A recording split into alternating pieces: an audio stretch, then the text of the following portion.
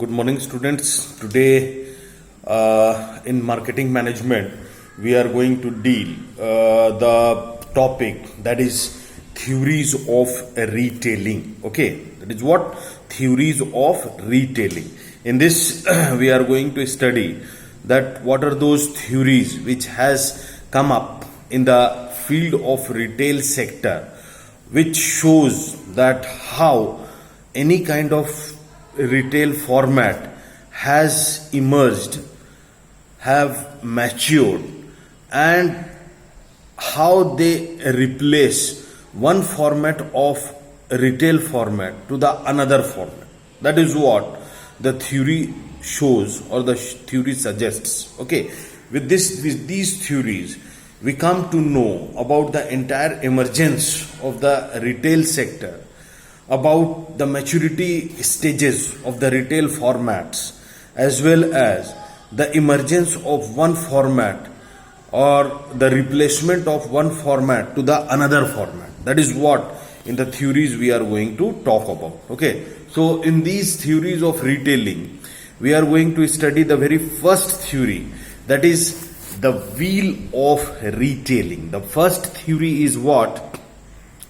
The wheel of WHEEL, wheel of retailing. Okay, the theory suggests that new forms of retailing appears as price cutting, low cost and narrow profit margin operations. Okay, this is a very important factor. This theory shows that and this theory suggests that the new form of retailing appears, the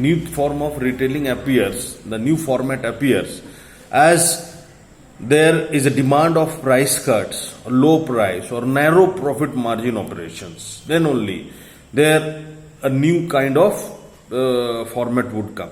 Eventually, means finally, the retailer trades up by improving displays and location, providing credit delivery, and by raising advertising expenditure. Okay, these are what they are going to raise the expenditures and all those factors. Thus, retailers mature as high cost, high price, conservative operators, making themselves vulnerable to new, lower priced entrants. Okay, these are what the different things on the basis of which we are going to change the retail formats. Okay, a low price retailer should avoid incurring extra costs on the existing format and instead should open another store with better service levels and premium brands catering to the upmarket segment.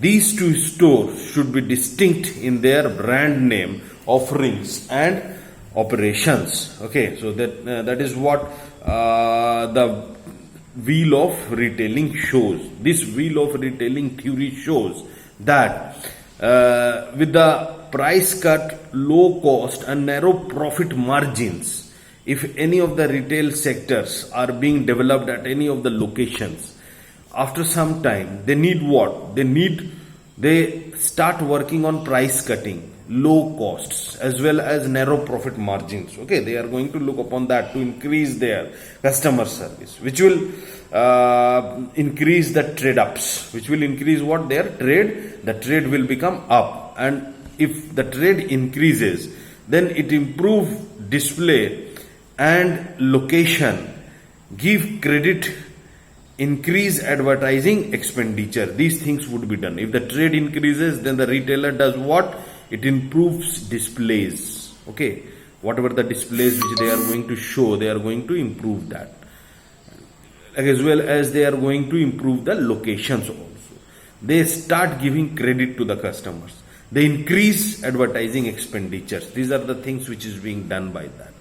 And this will lead to what? If they are going to do all these activities, this will lead to increases in costs. It will increase the costs. After that, when that cost is being increased, then these high cost, high price or conservative operations, means when the cost is being increased, they are going to, when these expenditures are incurred, then the cost is being increased, and this high cost leads to what? High prices with conservative operators. Most of the conservative operations would be done, and vulnerable to lower priced entrants. Then they are going to look upon the vulnerability towards the lower price entrants, that where they are going to find out the lower price things. Okay, and after that the wheel starts again with the price cutting, low cost, narrow profit and margin. This is what the entire wheel of retailing. Okay, the theory. This theory shows that how the price, if we are going to decrease the price, then the trade will become up, and accordingly the things will happen. This is what the wheel of retailing. The other one is what? Retail accordon. What is that? Retail accordon. ACCORDION. Accordon. Okay. In this theory focuses on the width of product assortment sold by retail outlets and claims a general specific general cycle. Okay, the cycle begins by retailers selling a wide assortment of goods, followed by more focused range, and vice versa. This is what retail. This is known as what? Retail according. In this retail according, what is being done? That this theory focuses on the width of product assortments, that how much the assortments which we are going to keep in the market, means what is the various varieties of products, wide variety of products which we are assorting or keeping in our retail outlets for sold, which we are going to sell, and we are going to claim a general specific general cycle, and on that basis a general specific general cycle is being claimed by them. This cycle begins by retailing selling a wide assortment of goods, followed by more focused and range, and vice versa. It means that in this cycle what is being done? They are going to focus on the more wide varieties of products, and accordingly they are going to increase the sales. Okay, that is what. And the third theory is what? Retail life cycle. This is a very important theory, that is known as what? Retail life cycle. Just like human beings, any of the retail sectors do have its own life cycle. Okay, the new retail format passes through the stages of birth. Exactly, any of the retail sector takes birth. After that it grows, it matures and declines as industries and products do, and it starts declining. Okay, first it starts what?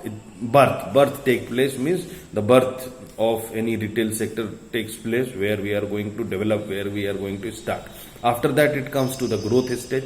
After the growth stage it goes to the maturity stage, and it declines as industries and products do. जैसे industries और products का होता है, वैसे ही ये भी काम करता है. Just like that, it also works like same as the product and the industries. Four stages would come: growth stage, birth stage, growth stage, maturity or saturation stage, and after maturity the declination stage will come. The new retail format that enjoys a competitive advantage over existing formats grows rapidly. Exactly, the new retail outlets which comes in the market, that grows in a very rapid form. Its growth increases with respect to the other kinds, attracted by the growth potential of the new format. Competitors enter the business during the growth phase, and there is intense competition among the retailers of the new format. Okay, in the growth stage, and at that time when it grows, as we see that we don't have earlier the concept of supermarkets or hypermarkets, just like Big Bazaar and all those. And the very first supermarket which I know in the Ranchi, which has been opened, that is Big Bazaar. And after seeing the Big Bazaar, various types of retail outlets like that, like say for example Kolkata Bazaar, Vishal Mega Mart, Retail Mart, Reliance Fresh, and all those Spencers, and most of the companies have come up in the market, and they do have the growth of these retail outlets has rapid response in the market, because this is what the new kind, and as it starts, it grows, the most of the competitors also grows. The players develop ambitious plans of expansion and keep to open their stores in new geographical areas. It means that the expansion is more, and they are going to start the things in the new geographical areas. Okay, there is intense competition during maturity. At the maturity stage, the competition is very intense, and a new retail format may start replacing it during its decline stage. And when it declines, a new kind of format has started. Okay, so this is what the theory which shows the life cycle of a retail sector. The fourth important theory in retail sector is disruptive innovations in retailing. That is what? The disruptive innovations in retailing. So, disruptive technology enables innovative companies to create new business models that alter the economics of their industry. Exactly, a new kind of company, a new kind of business model is being developed in this disruptive innovation technology. This disruptive technology, this is known as disruptive technology. And what is disruptive technology? That a disruptive technology enables innovative companies. It means that it enables, it gives ideas to whom? To the innovative companies, those companies who are very much innovative, to create new business models, that they are going to create new business models that alter the economies of their industries, and which are going to change the entire shape of the industry, of that particular industry. In retailing, the first disruption came in the form of department stores. Exactly, this is what in the this disruption comes at the very first starts with the departmental stores. Okay, that earlier we can find out that retail sectors are being found at our neighborhoods, at all the places, and it has a new innovation has taken place. A new innovation has taken place, and that innovation is being led by whom? By the departmental stores. That various kinds of departmental stores have opened, and these departmental stores will lead to the new arena of retail sector. The second was the mail order catalog. Mail order catalog. The mail order catalog means what? Where we are going to mail the products, and we are going to deliver the products with the help of courier services. That is mail order catalog. The third was the rise of discount department stores. The third one is what? The rise of the discount, where the discount department stores have started. Internet retailing is the fourth disruption, and the fourth, where if we talk about the internet, with the help of internet, and today the internet has taken the work of most of the service sector. Most of the retail sectors are dealing with the help of internet, while using various technologies, while using various courier services like Flipkart and all those. Okay, so the third was the rise, the fourth was the internet, with the help of which the retailing has increased. It is important to keep in mind that while a disruptive technology changes the factors of success and economies of an industry, it does not change the profitability of individual companies. Okay, it is going to increase most of the things, but it is not going to change the profitability of the individual companies. In retailing, the profits that a retailer earns is almost directly proportional to the margins that it earns on its products, and the number of items, the number of times it runs over its inventory in a year.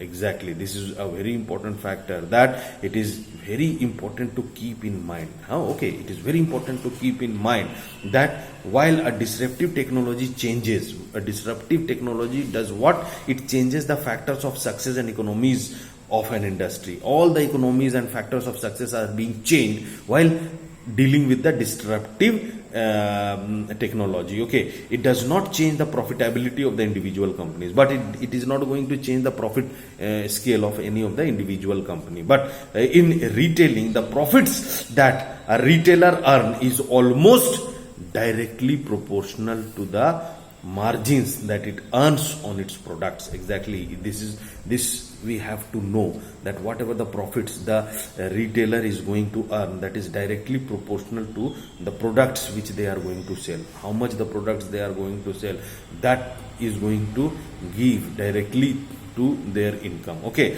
and the number of items its turnover, its inventory in a year, that how much they are going to sell, and how much inventory they are going to sell out, that shows their success ratio. For example, an average department store earned a margin of 40% and turned over its inventory 3 times in a year. It means that they are going to fill up the inventories 3 times in a year, and an average they are going to earn the 40%. It made a profit of 40% thrice in a year. It means that 40% they are going to earn 40% 3 times in a year, and therefore it earned 120% annually on a capital it has invested in its inventory. It means that they are going to earn what?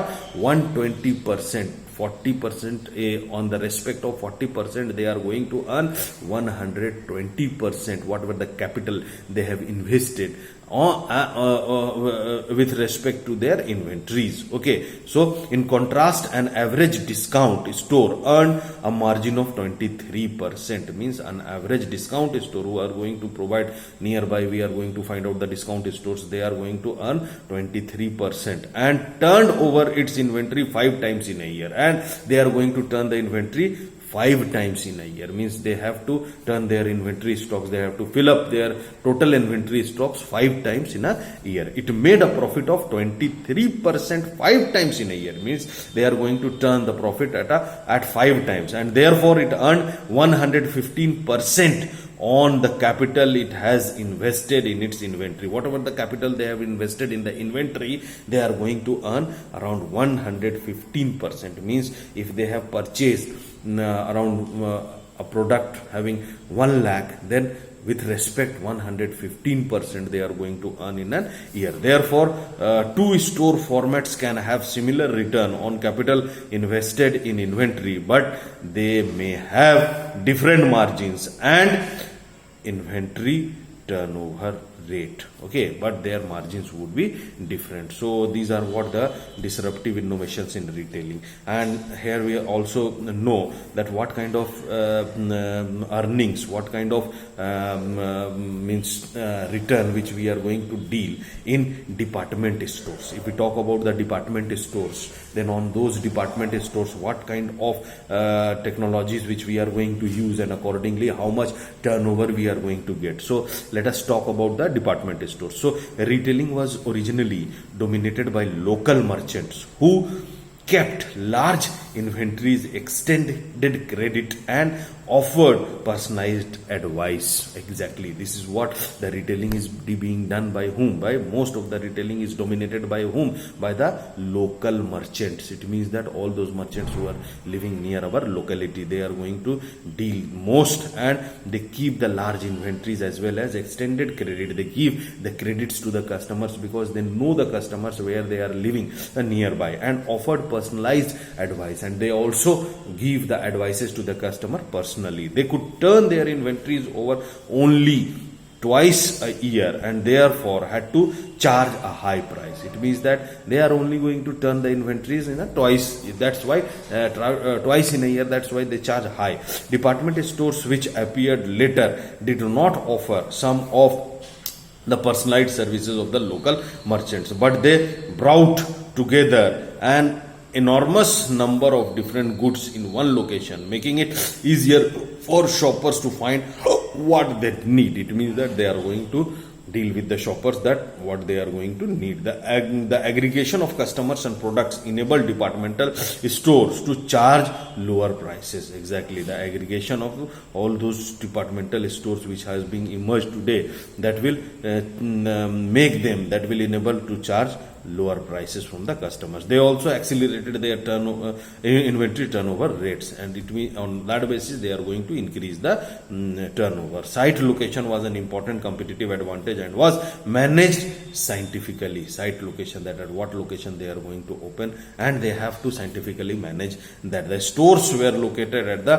busiest part of the city. It means that we have to open the stores at those locations which are very much busy, busy locations. That is what the stores which we are going to open. Okay, so now if we talk about today's prospects, then internet retailing. If we talk about the internet retailing, then in this internet retailing, how we are going to look? As we know, the fourth retailing disruption, okay, is internet retailing, which we are looking today. Okay, internet retailing offers immense price flexibility. On that we are going to look upon very immense price flexibility. Anyone at any time, anyone at any time can become a global retailer by setting up a web page. Exactly, if you are going to set your own web page, then you are going to become the retailer. Okay, the pattern of evolution of internet retailing can be gauged from a past pattern in retailing disruptions. It means that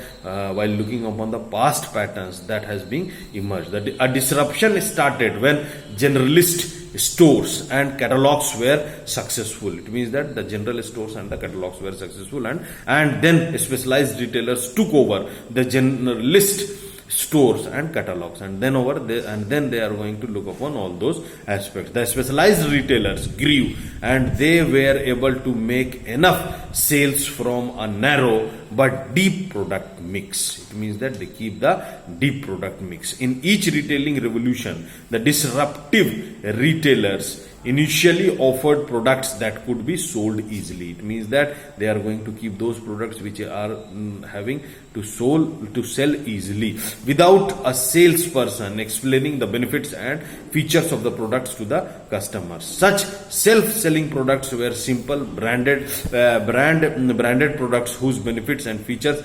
customers could understand easily. Later they started offering more complex but high margin products to maintain their profit margins, because they faced severe competition at the low end of their businesses. So this is what the entire about the retail sectors, how it has developed. They have to keep the margins high, and they have to keep the deep inventory, okay, deep product lines. As we know, the fourth retailing disruption of retailing, of internet retailing, faces technological and economical factors that are different from those that were present in earlier retailing disruptions. Exactly, they do have a very new technology. It means that only with the help of internet you are going to increase that, and new economic factors. It means that you are going to charge on a very new scales. Focused or specialists retailers might be in an advantageous position in internet retailing. It means that all those who are focused and advantageous positions, they are going to lead the internet retailing, because customers will find it easy to travel across the websites of focused internet retailing. It means that on the focused customers feel it very easy to travel from one location to the another location, from one manufacturing unit to the another manufacturing unit, from one brand to the another brand. It means that various source of informations are there in the internet, and with the help of that they can easily find out the products. Okay, focused retailing will become stronger if cyber malls emerge that rent space to focused retailers whose category brands are strong, in the same way that malls rent space to focused retailing in the physical space, both cyber malls. It means that that is known as what? Cyber malls. In other terms, they are going to be known as cyber malls. With the help of these cyber malls, the products are being sold, and the customers can find out most of the product. The movement towards soft good is more precarious. Okay, internet is not a good medium to sell soft goods. But if internet retailers also operate physical stores to work in conjunction with the internet ones, it would work. It means that they are going to conjunct with the internet operators or the technologists who are going to work on that, and accordingly they are going to deal these things. Okay, so these are what? So these are the 4 important theories which we have learned today, okay, in retailing. Okay, students, thank you to all of you.